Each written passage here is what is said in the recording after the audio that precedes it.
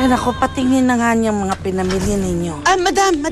Kasi nakasarap po yung mga kahon. Bababa na lang po ni Crispin. Opo, ma'am. Ay, halika na po kayo sa loob at mainit. Baka tumaas ang presyon ninyo. Eh, bakit ba naman kayo nagpakahuli-huli? Ano ba nangyari? May problema ba? Kasi po may banggaan sa Santa Ines na traffic po kami. Ano ba? O siya, sige, Crispin. Lalakad tayo ng Sir Luis mo mamaya, ha? Pupunta tayo sa palaisdaan. Opo, ma'am. Umaya ka na. Sige. Sige po, ma'am.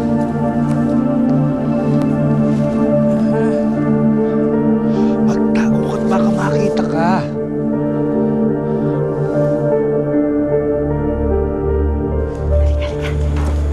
Manang Salome! Violi! Ito kasama ko si Luna. Linda? Sino siya? Kasama mo ba? Oo. Wala na siyang pamilya. Namatay sa landslide sa Payatas. At alam mo, Manang, iniligtas niya ang buhay ko.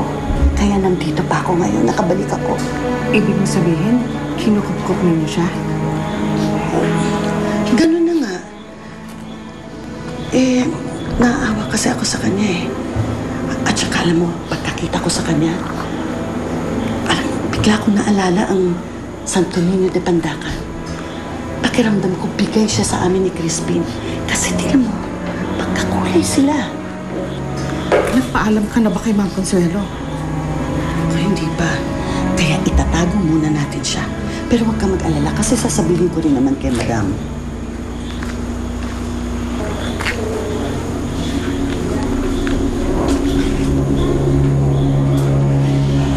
Bakit kaya ibang nararamdaman ko sa'yo?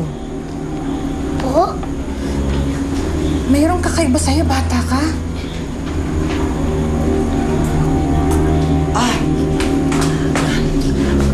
Walang ibig sabihin si Manang Salome. Sige ha, pupuntahan muna namin si Samboy para makilala niya. Shhh! Huwag ka maingay.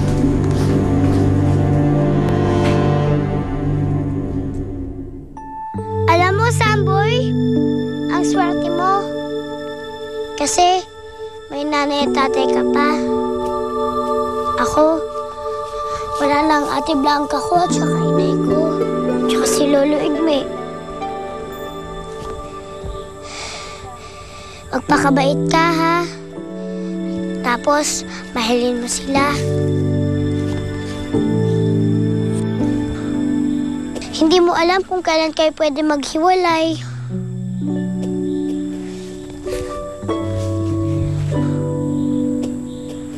O, Samboy, halika dito, oh. Maglaro pa tayo ng iba. Samboy, ito naman, oh.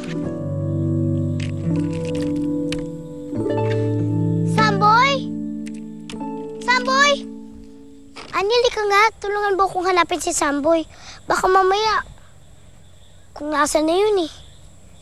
Dali!